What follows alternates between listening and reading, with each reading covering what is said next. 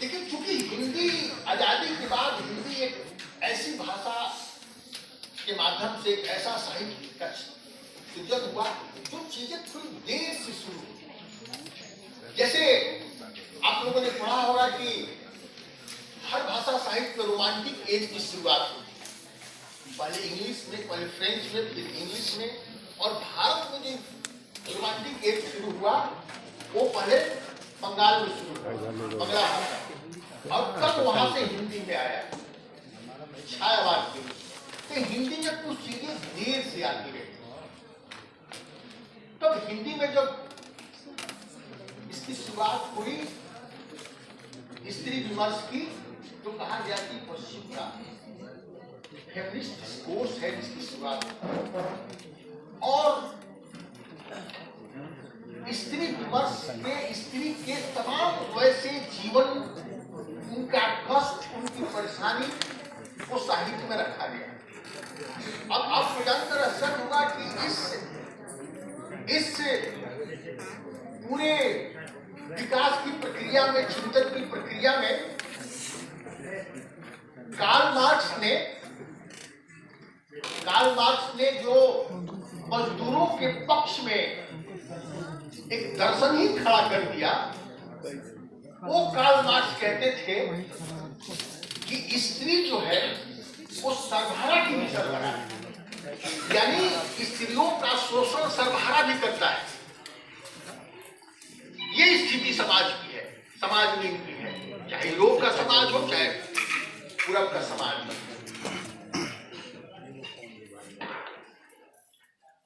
आदिवासी विमर्श की शुरुआत थोड़ी देर से, जब पूरे जो ये अस्मितापूर्वक विमर्श जो है वो हाशिए पर पड़े उस समुदाय के जीवन, उनका दुख, उनकी परेशानी को सामने लाने का एक बहुत मानवीय प्रयास है, और निश्चित रूप से हाशिए पर छूटा हुआ समाज, छूटे हुए समाज चिंता पहली बार करेगा तो वो साहित्यकार ही करेगा, राजनेता बाद में करते हैं। इंग्लैंड का जो प्रधानमंत्री, पहला प्रधानमंत्री हुआ वाजपेयी, उसने एक बार बुद्धिजीवियों की बैठक बुलाई और उसमें मात्र 3 ही लोगों को बुलाया गया, 3 वर्ग से, एक वकील, दूसरा शिक्षक, टीचर, और तीसरे जर्नलिस्ट, पत्रकार। पहली बार वाजपेयी ने बुद्धिजीवियों की जो बैठक बुलाई वो 3 ही वर्ग से लोगों को बुलाया, और आज तक ये परंपरा चल रही है कि बुद्धिजीवी का मतलब होता है वकील, शिक्षक, पत्रकार। ये मध्य वर्ग से आने वाला वर्ग समुदाय है, और यही 3 जो मध्य वर्ग है, इसी से लेखक भी आते हैं, चिंतक भी आते हैं, विचारक भी आते हैं, दार्शनिक भी आते हैं, वैज्ञानिक भी आते हैं, राजनेता भी आते हैं, और पूरे समाज का जो बड़ा हिस्सा पीछे छूट जाता है उसकी चिंता भी यह मध्य वर्ग ही करता है। इसी मध्य वर्ग की चिंताओं को लेकर के मुक्तिबोध का पूरा साहित्य है, ये इस द्वंद और संघर्ष में। तो अस्मितामूलक विमर्श साहित्य में चला, वो खास करके 3 ही वर्ग को लेकर के चला। हर जेंडर की चर्चा इधर होने लगी है, लेकिन अभी इन पर पर्याप्त लिटरेचर नहीं है, लेकिन चर्चा होने लगी और गंभीरता से चर्चा होने लगी है, लेकिन वैसा गंभीर साहित्य अभी आया नहीं है। लेकिन दलित विमर्श, महिला स्त्री विमर्श और आदिवासी विमर्श पर गंभीर साहित्य उपलब्ध है, जिसका अध्ययन और अध्यापन हम खास करके कक्षाओं में करते हैं।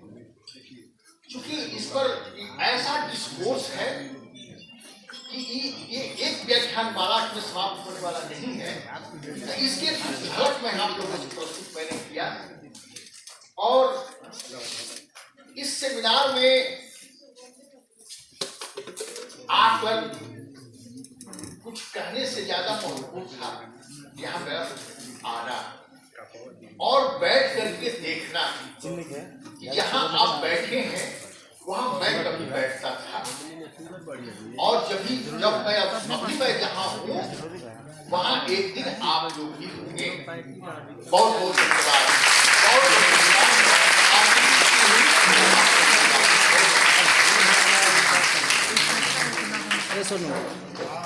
लाइन का छोड़ा बहुत बहुत आभार इतना खूबसूरत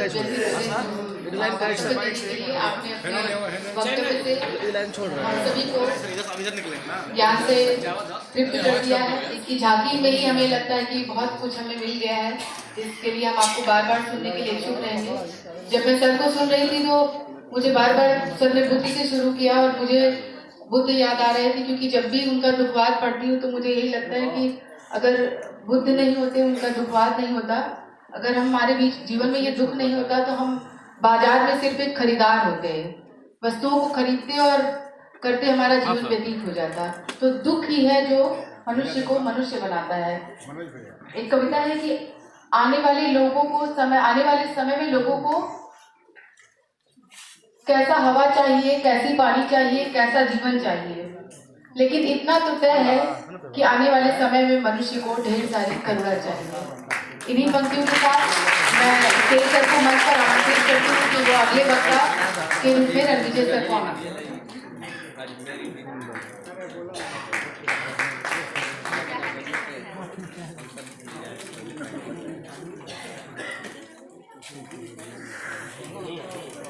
हेलो, एक बार पुनः मुझे मंच पे आने का मौका मिला। आदरणीय अध्यक्ष महोदय, विद्वत समाज, प्रिय विद्यार्थियों, आज इस मंच से एक ऐसी विलक्षण प्रतिभा का मैं परिचय कराने जा रहा हूँ, जिनका परिचय देना एक तरफ तो मेरे लिए सूर्य को दीपक दिखाने के समान है, दूसरी तरफ मेरे लिए गौरव और आत्मिक प्रसन्नता का विषय है। साहित्य और प्रशासन की दुनिया में एक जाना माना नाम, जिनकी जड़ें इसी बक्सर की मिट्टी में है और जिनका ज्ञान शिखर संपूर्ण हिंदी जगत को आलोकित कर रहा है।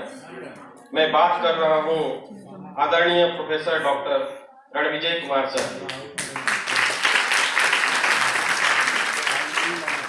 सर के बारे में जब हम बात करते हैं तो केवल एक प्रोफेसर की नहीं, बल्कि एक ऐसे संस्थान की बात करते हैं जिसने हजारों विद्यार्थियों का भविष्य गढ़ा है।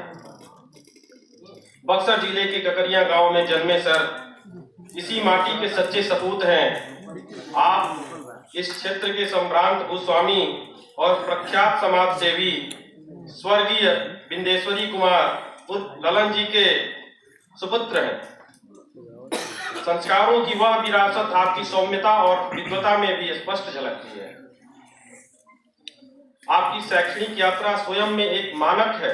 आपने हिंदी प्रतिष्ठा, एमए और पीएचडी की उपाधि विद्या की राजधानी काशी हिंदू विश्वविद्यालय वाराणसी से उच्च रिकॉर्ड के साथ प्राप्त की।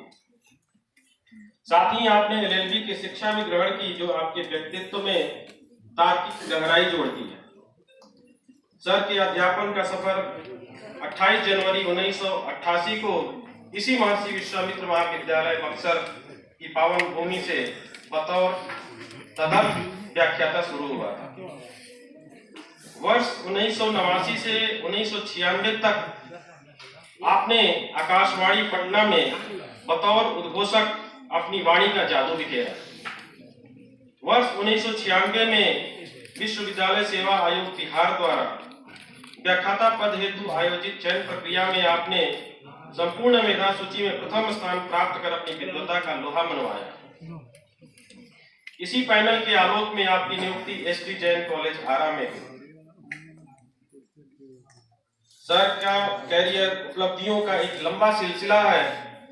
आपने 14 वर्षों तक एसडी जैन कॉलेज आरा में हिंदी विभागाध्यक्ष के रूप में नेतृत्व किया।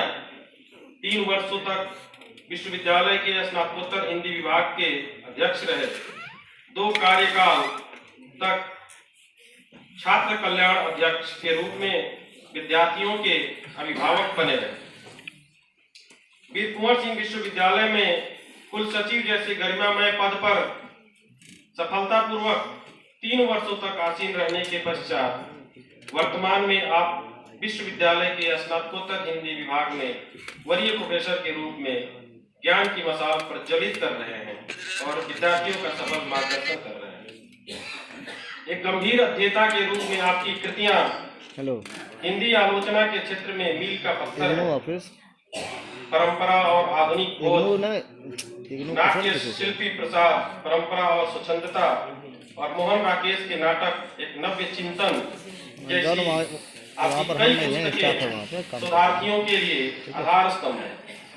आपके कुशल निर्देशन में लगभग सैकड़ों शोधार्थियों ने पीएचडी की उपाधि प्राप्त की है। आपके 3 दर्जन से अधिक शोधपरक आलेख राष्ट्रीय पत्र पत्रिकाओं में प्रकाशित हो चुके हैं और लेखन का यह अनुष्ठान आज भी अनवरत जारी है। ऐसे मनीषी चिंतक और मकसद के गौरव को मैं पूरे सम्मान के साथ सादर आमंत्रित करता हूँ। सर, यह मंच आपका है और हम सभी आपकी ज्ञान गंगा में डूबने को आतुर हैं। तो करतल ध्वनि से एक बार जोरदार स्वागत कीजिए।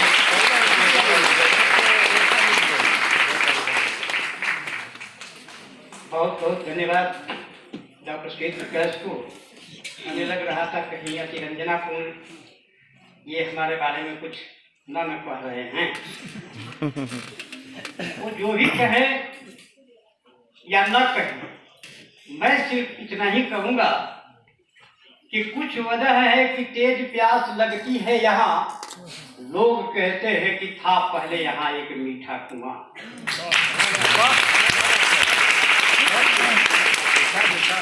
8वें दशक में महामना पंडित मदन मोहन मालवीय की उस परंपरा को यहाँ स्थापित करने का जो ऐतिहासिक कार्य, शैक्षणिक कार्य परम पूज्य श्री खाकी बाबा जी ने किया। मैं प्रथम प्रणाम खाकी बाबा के चरणों में मैं मंच से मुखातिब हूँ। उसके पहले वो अपना फोन चार्ज लगा खाकी बाबा के श्री चरणों में प्रणामांजलि अर्पित करने के बाद मैं बार बार पूछता हूँ, आने के साथ एक छात्र संगठन के कुछ छात्र नेता अपने अंदाज में थे, लेकिन उनसे एक बार मैंने और पूछा था, आज भी मैंने पूछा कि देश किसका है, ये देश किसका है।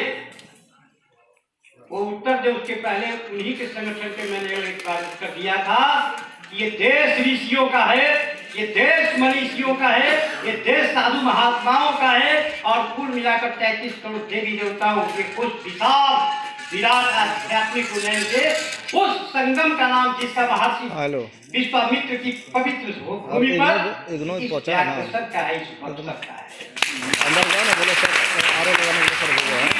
की भूमि पर चप्पल खोल के जाना।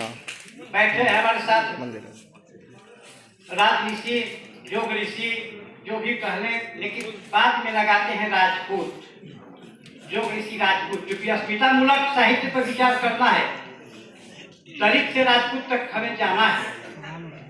ठाकुर के कुआं का पानी दलित को भी समता मूलक समाज में हमें पिलाना है। इसीलिए मैंने आपको पहले मुखातिब होते हुए कि एक और क्षत्रिय, एक और राजपूत इसी बक्सर के भूमि पर हमारे योग ऋषि जी ने आगे टैक्सी लगा दिया, लेकिन राजस वैभव का परित्याग कर, छात्र धर्म या क्षत्रिय धर्म का परित्याग कर देव सत्ता को चुनौती देने वाले और इसी भूमि पर देवाधिदेव को नमन करते हुए महामंत्र गायत्री मंत्र का शोधन करने वाले महर्षि विश्वामित्र ने अपने राजपूत को हटा दिया। कभी उन्होंने नहीं कहा कि विश्वामित्र सिंह या विश्वामित्र राजपूत, वो महर्षि हो गए। वैसे महर्षि विश्वामित्र की भूमि पर आने का सौभाग्य केवल समारोह तक सीमित नहीं है, खराब पर धरती पर जब आग खुली तो वो शहर बक्सर था। सौभाग्य है हमारा कि जन्म हम लोगों का बक्सर में हुआ। परिचय दिया है उन्होंने कि बगल के गांव में निश्चित तौर पर एक अच्छे कुलीन परिवार में ईश्वर का पता नहीं पूर्व जन्म का कुछ नेक कार्य होगा, एक संपन्न परिवार में जन्म हुआ, निसंदेह हुआ। लेकिन उन स्मृतियों को लौटाते हुए हमें आना है अस्मिता मूलक समाज। लेकिन उसके पहले एक जानकारी दे दे कि हमारे भाई और हमारे परम मित्र जैसा उन्होंने बताया कि हम लोग पंजाब मेल से जाते थे बनारस और पंजाब मेल से आते थे। DHU में हमको छोड़कर अकेले आई चले गए JNU, लेकिन हमने नहीं इनको छोड़ा, नहीं इन्होंने हमको छोड़ा। हम दोनों का DHU JNU का वो रिश्ता बना रहा। ये बनारस मेरे यहाँ आते रहे और मैं दिल्ली JNU में पूर्वांचल हॉस्टल में इनके पास जाता रहा। उन्हीं स्मृतियों के आलोक में ये कितना बदल गया है हमारा बक्सर। बक्सर ही नहीं बदला, नहर के किनारे चलते अच्छे भवन, अच्छे अच्छे मॉल, सड़कें तो अभी अच्छी हम नहीं कहेंगे, लेकिन बक्सर बहुत कुछ बदल गया है। और उस बदले हुए शहर में ये जो महाविद्यालय का ये सभागार है, जिस कदर सुसज्जित स्वरूप में हम लोगों के गुरुदेव प्रोफेसर सुरेंद्र बाबू साक्षी हैं, इतिहास इनके समक्ष है कि इस कक्ष में आने से अच्छे अच्छे शिक्षक परहेज करते। कितनी शिष्टता से, शालीनता से, गंभीरता से पीछे बैठे हुए हमारे छात्र, हमारी छात्राएं, वो दौर था। डॉक्टर श्वेत प्रकाश जी बता रहे थे कि 28 जनवरी 1988 को मैं एडहॉक टीचर के रूप में यहाँ अपॉइंट हुआ और उस वक्त हिंदी की कक्षाओं के लिए इस कक्ष में आने पर सुरेंद्र बाबू गवाह हैं कि कुछ इस कदर अति उत्साहित कहिए या अपने शहर की आलोचना न करें, कुछ ऐसे बदमिजाज छात्र थे कि इस हॉल में आकर के अपनी वीरता का परिचय देते थे कि मैंने इस छात्रा को परेशान कर दिया, गेट पर प्रवेश करने में मैंने रोका या कुछ छेड़खानी की, बदमाशी की। मैंने कहा कि मैं चलता हूँ, सतीश बाबू हमको लेकर के आए और पीछे बैठे हुए मैंने कहा कि बक्सर की जो आधारशिला है, सीधी लाइन से चरित्र वन कितनी दूरी है और इस कितनी दूरी में कितने लोग हैं। सबसे पहले हमारी छात्राएं आएंगे और उन छात्राओं को बड़े आदर के साथ मैंने बैठाया 6-7 बेंच तक। होता क्या था कि वे आकर के बैठ जाते थे और छात्राओं को पीछे जाने के लिए विवश करते थे। मैंने कहा कि परंपरा ऐसी नहीं है, आगे छात्राएं बैठेंगी और वो शालीनता का शब्द मेरा अलग अंदाज है, उस पर बात नहीं करेंगे, लेकिन मैंने वो सुधारा और उसके बाद इस मानस कक्ष में पहली बार मैंने जयशंकर प्रसाद की गुंडा कहानी पढ़ाई और उसके सारांश के आलोक में मैंने कहा वहीं भी अस्मिता मूलक समाज की चर्चा हो जाती है कि रामनगर की वो महारानी किस कदर ननकू सिंह के प्रति फिदा हो जाती है। कहाँ है तुम्हारा वो सोच, कहाँ दरवाजे पर खड़े हो जाने से, बदतमीजी करने से तुम ननकुट सिंह हो जाओगे। इन सवालों के साथ मैंने परिवर्तन किया। सतीश बाबू, सुरेंद्र बाबू, शालिग्राम बाबू, जितने उस समय के प्रोफेसर थे, मेरी उम्र भी बहुत कम थी, तो एक बदलाव आया। लेकिन उस बदलाव के बाद आज मैं देख अभिभूत हूँ कि इतने सभ्य तरीके से हमारे बच्चे बैठे हुए हैं, छात्राओं की संख्या इतनी अच्छी है।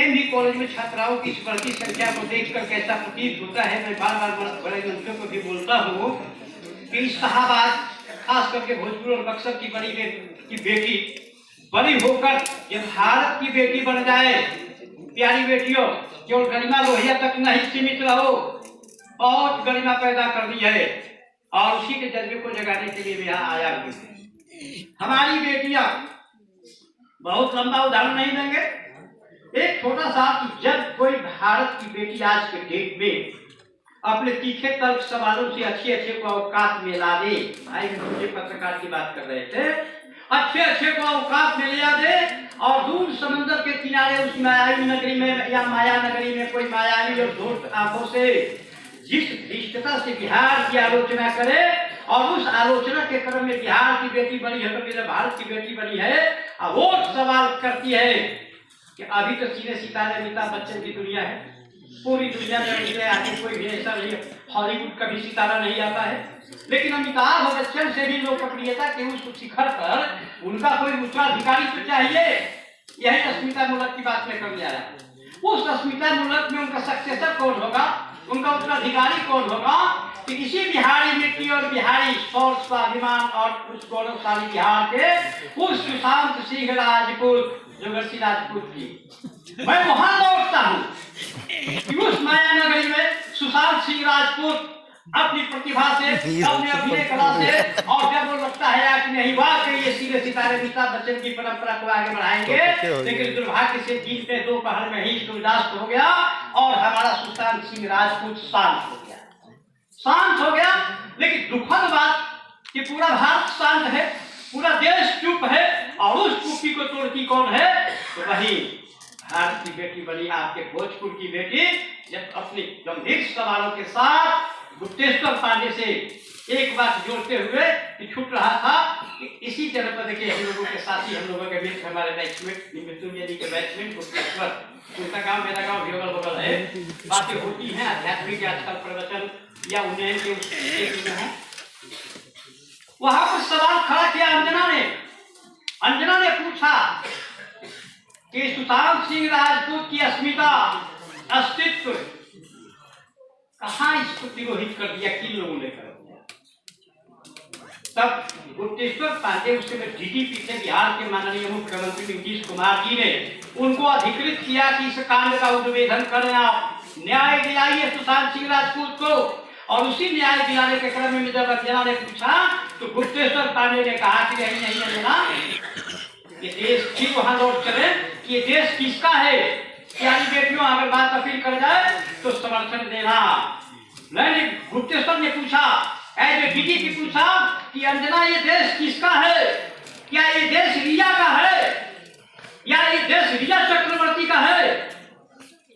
नहीं, जिनको याद होगा उस कोरोना काल में कि नहीं अंजना, ये देश रिया का नहीं, ये देश सिया का है, ये देश सीता मैया।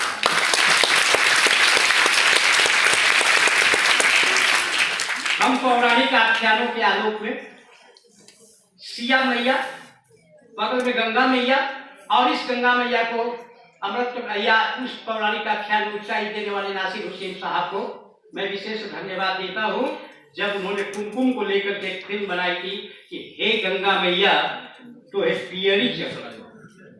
सवाल है पियरी का नहीं है, बदलते हुए समाज के उस स्वरूप में कि पियरी से हम आज कहाँ पहुंच गए।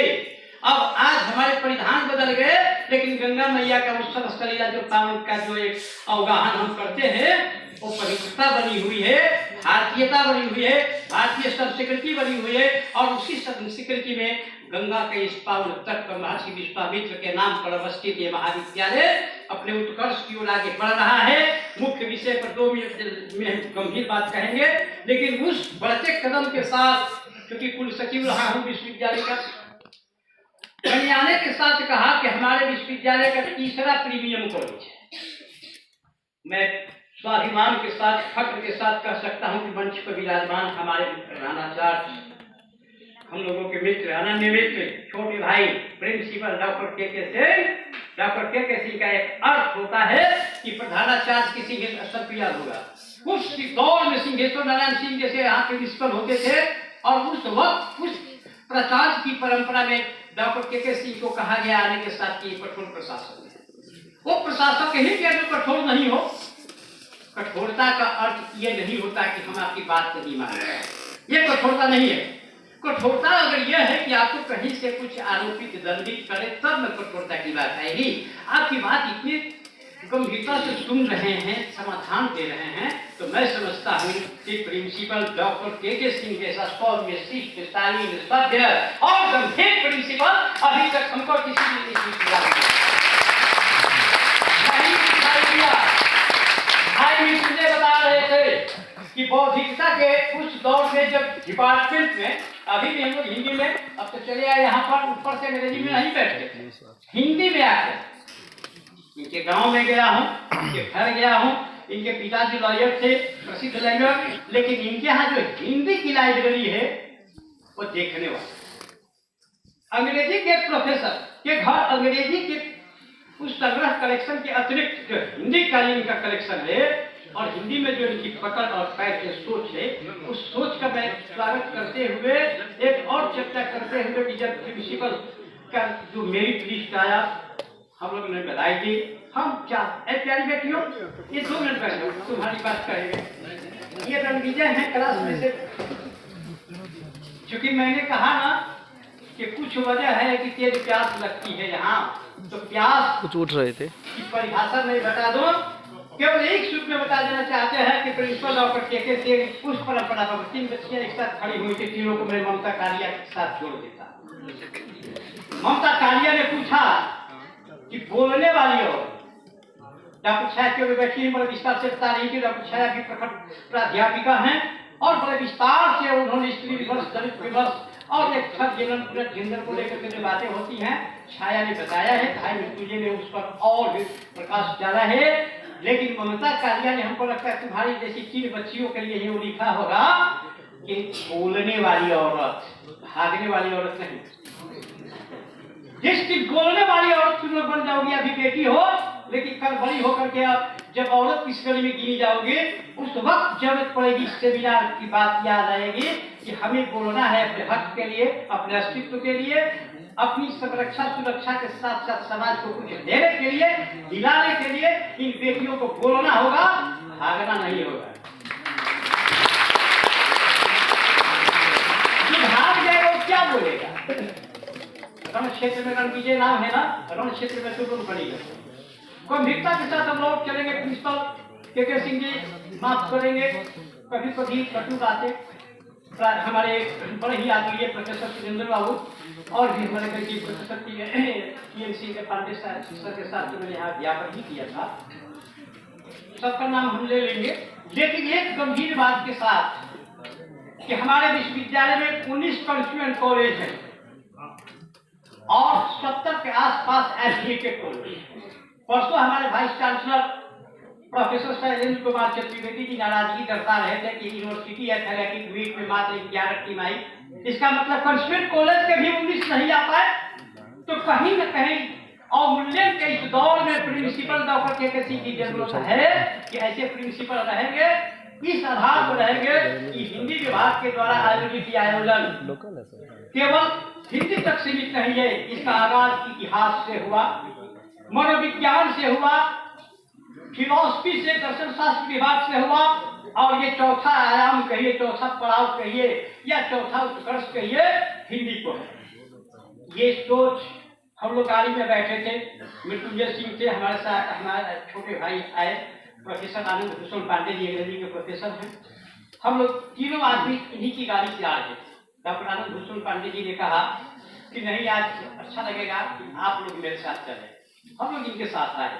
वहां एक बात चल रही, उसी समय के प्रिंसिपल नाम नहीं बताएंगे, अपने इसी 100 कॉलेज के दायरे का एक प्रिंसिपल फोन किया कि हमारे यहाँ अभी कवि सम्मेलन और गीत संगीत का आयोजन है, कृपया आप लौट आइए या आ जाइए इस आयोजन। वहां मैंने कहा गीत संगीत जीवन का एक प्रबल पक्ष है, जीवन में संगीत का महत्व है, जीवन में एक संगीत का महत्व है, लेकिन किस तरह के संगीत का? संगीत तो यहाँ से शुरू होता है, जब हमारा अस्तित्व रहेगा, जब हमारी पहचान रहेगी, 10 लोग हमको जानेंगे, तभी तो किसी गीत संगीत की बात होगी। हम किसी भी पवन सिंह, किसी भी खेसारी लाल की आलोचना नहीं करते, न निरहुआ की करते हैं और न किसी की प्रशंसा करते हैं। इतना जरूर कहेंगे कि अपनी पाठकीयता, अपनी बौद्धिकता, अपनी सृजनशीलता, अपनी रचनाधर्मिता बनाए रखिए। तब जाकर के मृत्युंजय सिंह ने जाते जाते कहा कि हमारी हार्दिक अभिलाषा है कि आप वहां से यहाँ आए।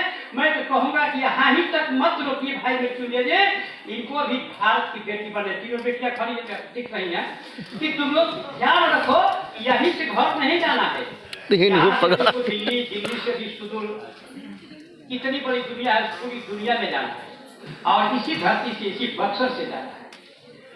गंभीरता के साथ हम लौटेंगे। 1 मिनट के लिए मंच को मैंने प्रणाम नहीं किया, मैंने कहा ना कि प्रणाम करूंगा। वरिष्ठ कथाकार और लेखक रचनाकार श्री नर्मदेश्वर जी, इन पर PhD हो रही है।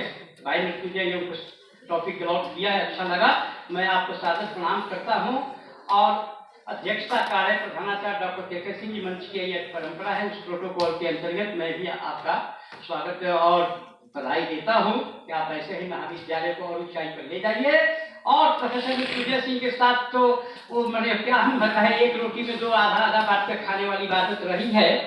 और बहुत अच्छा लगता है कि मृत्युंजय सिंह विचारधारा के स्तर पर कभी कभी नागार्जुन के करीब हो जाते हैं। मुक्तिबोध का बड़े आदर से नाम ले रहे थे, तो मुक्तिबोध हो या नागार्जुन हो या ढेर सारे नाम केदारनाथ सिंह वगैरह का लेते संक्षिप्तीकरण कर गए। बहुत अच्छे पाठक हैं, अच्छे लेखक हैं।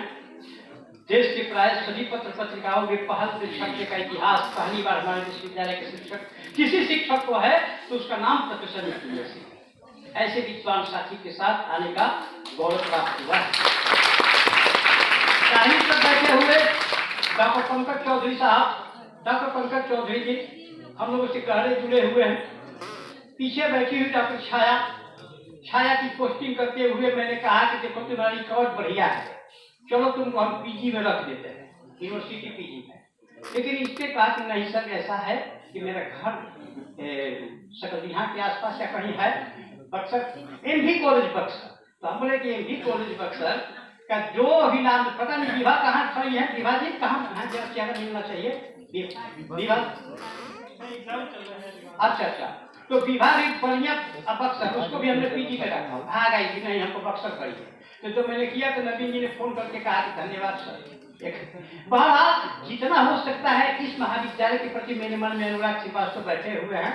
अनुराग इतना अनुराग है कि डॉक्टर प्रियरंजन जी, डॉक्टर आनंद भूषण पांडे जी, डॉक्टर नवीन शंकर जी, महेंद्र प्रताप सिंह जी, सुरेंद्र राव के साथ प्रणाम निवेदित मैंने किया ही है।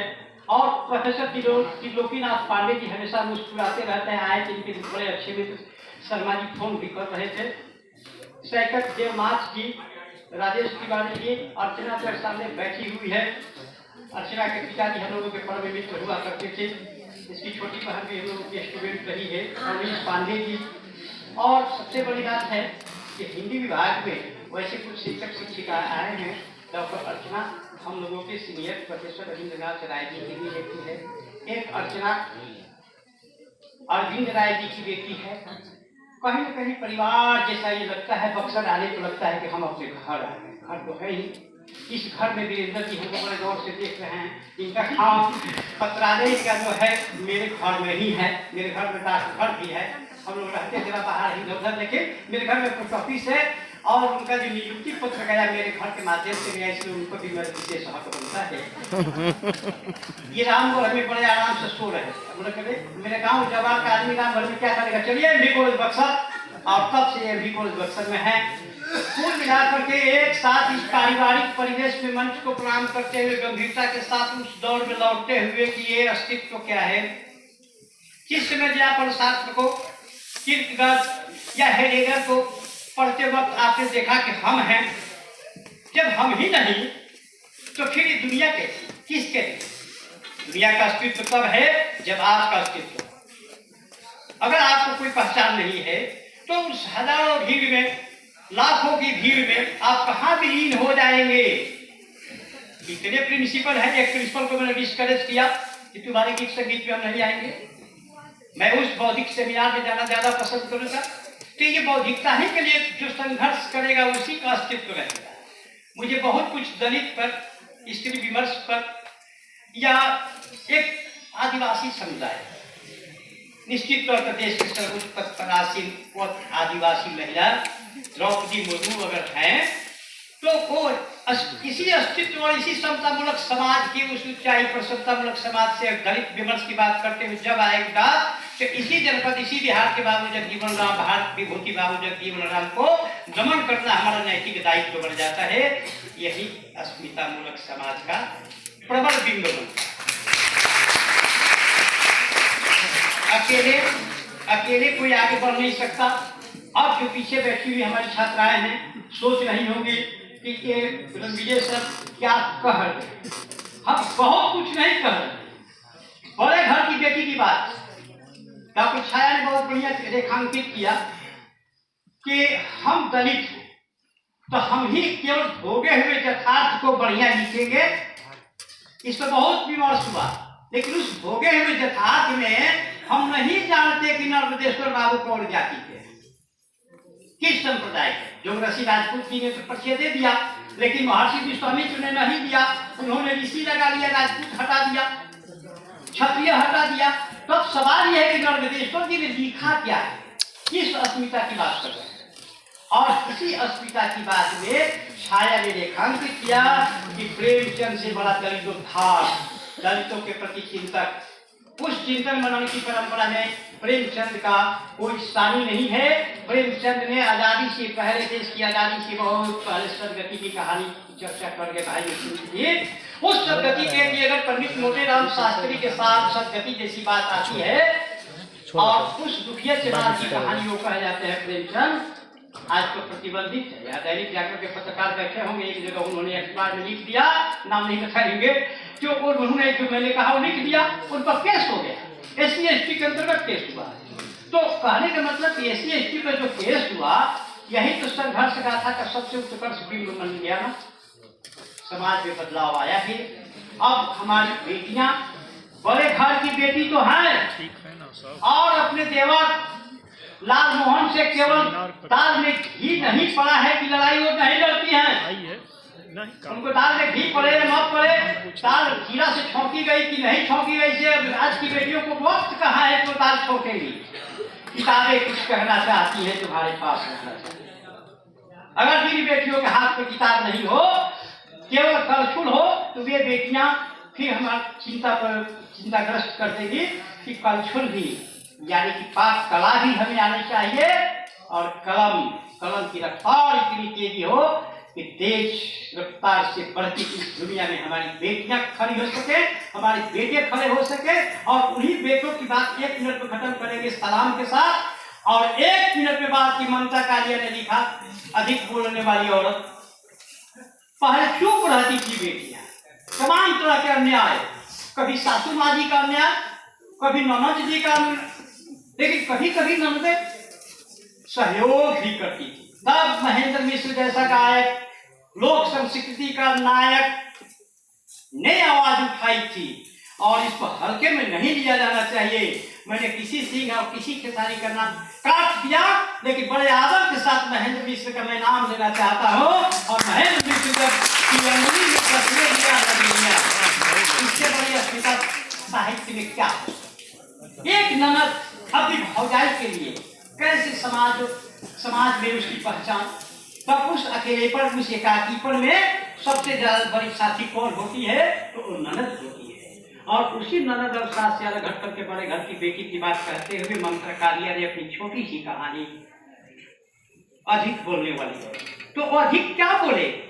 अधिक तो इतना ही न बोलेगी कि नहीं, अगर यहाँ पर सेमिनार हो रहा है तो जो भी घर के गार्जियन हो, पतिदेव ही क्यों नहीं हो, माँ ही क्यों नहीं हो, पिता ही क्यों नहीं हो, तो ऐसे सेमिनार अटेंड करने के लिए अगर वो बोलती है कि मैं जाना चाहती हूँ कि यही तो अधिक बोलना है, और क्या मैं लड़ाई करने के लिए कह रहा हूँ? क्या ममता कालिया घर में गृह कलह करने के लिए कह रही है? जी नहीं। समाज में एक अलग पहचान बनाने के लिए नारी जब घर से निकलती है और जब बोलती है तो हमारा समाज कहता है कि बहुत अधिक बोल रही है। अब लिखिए, चुप थी तो प्रताड़ित थी, आज जब बोलने लगी तो अधिक बोल रही है। चुप लगातार अधिक बोलते जाते हो, अनाथ समाज क्या समाज में तुम दंडित करने की मानसिकता रखते हो और अनुशासन के नाम पर भारत की बेटियों को तुम गुलाम बना कर रखना चाहते हो। और उस गुलामी की दास्तां और जंजीर को जब तोड़ने के लिए हमारी बेटियां बोलती हैं, हमारी महिलाएं बोलती हैं, तो तुम कहते हो कि अधिक बोलती है। वो अधिक नहीं बोल रही है, वो अपने अधिकार की आवाज उठा रही है, अपने हक की लड़ाई लड़ रही है। और दाम्पत्य के माधुर्य में एक नवीन सौंदर्य भरने की चेतना के साथ अगर वो समाज में कदम से कदम मिला करके आगे बढ़ना चाहती है, उसी को तो ममता कालिया रेखांकित करती है। ढेर सारी कहानियां हैं, प्रेमवदा जी की वापसी कहानी है। इससे अलग हट करके यही सच है प्यारी बेटियों। बेटों से मैं थोड़ा नाराज मत हो जाना, तो लोग ले आते हैं बेटों पर भी 1 मिनट में। यही सच है, अगर यही सच है, कहानी अगर आती है नहीं लगा, तो क्यों लगा? सच क्या है जो मैंने शुरू में ही कहा, वो है नहीं तो कौन सा कश्यप हो चाहे श्वेता सिंह जी हो, ये लोग अगर बिहार का नाम रोशन करते हुए बताओ रोल मॉडल आज की बेटियों के लिए अधिक बोल रहा, श्वेता सिंह से ज्यादा कौन बोलेगा? अंजना हम कश्यप हल्ला बोल जो बोलती है तो औरत ही होती है ना। तब कोई नहीं कहता है कि अधिक बोलने वाली हो। वो वरिष्ठ पत्रकार होती है और बहुत ही चर्चित चैनल आज तक की प्रवक्ता भी होती है और आपके समाज की अधिवक्ता भी होती है। कभी रोक कर कहा था, लेकिन गुप्तेश्वर ने खंडन कर दिया था कि देश लिया का नहीं, ये देश लिया का है। तो मैं इतना ही कहना चाहूंगा कि पीछे बैठी हुई हमारी बेटियां है कि अपनी पार्टीयता विकसित करो। इस तरह के लोग कतराते हैं, लेकिन कतराना नहीं है। यही सेमिनार भाई मृत्युंजय ने कह दिया कि वहां से छलांग लगाओ, यहाँ से आ जाओ। ऐसे ही खुला जाएगा क्या? ऐसे नहीं आएगा। तब शुरू में मैंने कह दिया था या बीच में कि किताबें कुछ कहना चाहती हैं। सप्तहाष्टमी को याद करो कि किताबें कुछ कहना चाहती हैं, तुम्हारे पास करना चाहिए। गरिमा लोहिया को याद करो, नाम मैंने बीच में ले लिया था। हमारी पड़ोसी है बक्सर वाला मकान के, और जिस समय उसके साथ कैजुअलिटी उसके पिताजी हम लोगों के मित्र नहीं रहे, लेकिन उसकी माँ को मैं यहाँ से प्रणाम करता हूँ कि बड़े प्यार से उन्होंने, वही तो अधिक बोलने वाली औरत की फिल्म बनने की प्रतीक बन गई, और उन्होंने कहा कि इसी वुड स्टॉक की प्रोडक्ट या पास आउट के स्टूडेंट रही है, इसी वुड बगल में, उसी वुड स्टॉक से जब गरिमा निकलती है और स्वाध्याय करके कोरोना काल में बिहार नहीं पूरे देश में जब प्रथम स्थान या प्रथम द्वितीय करती है, उस समय वो बक्सर की बेटी होती है। और उस बक्सर की बेटी को विशेष साधुवाद अभी भागलपुर में एसडीओ है। मैं उसी रूप में अपनी बेटियों को देखना चाहता हूँ कि आज का विषय हिंदी विभाग के 3 शिक्षकों ने, प्रिंसिपल ने जो रखा है अस्मिता, यही अस्मिता है कि हम आगे बढ़े और औरों को भी बढ़ने दे। कमायनी क्या प्रश्वेत प्रकाश पढ़ाता है कि औरों को हंसते देखो, हंसो और सुख पाओ, अपने सुख को विस्तृत करो, जग को सुखी बनाओ। जग के इस विश्व कल्याणकारी भावना के साथ जो आगे बढ़ेगा वही लोकप्रिय होगा। उसी लोकप्रियता के साथ मैं आप सभी के प्रति हृदय से आभार व्यक्त करता हूँ कि इतने भव्य और ऐतिहासिक सेमिनार में आपने देर तक हमारा साथ दिया है।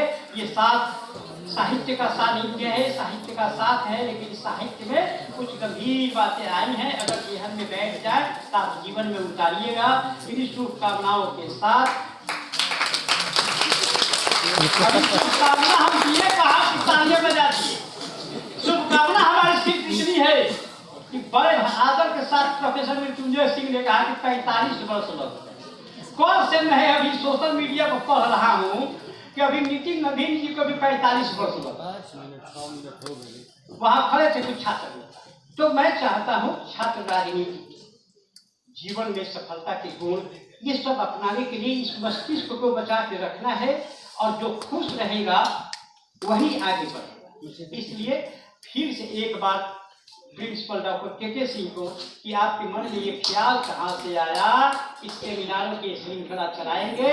अन्यथा 19 अन्य कॉलेजों के प्रिंसिपल को मैं मित्रवत क्लास लगाऊंगा कि आपकी ही सोए हुए स्वाभिमान को के सिंह ने जगाया है।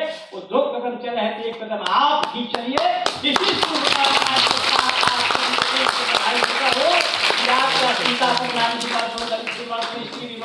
या जो भी आपके मंथन की बात किसी अलग हट करके एक ही विवर्ष रह जाता है कि जब आप हैं तभी अस्तित्व। शास्त्र की बात में कर रहा था, की बात में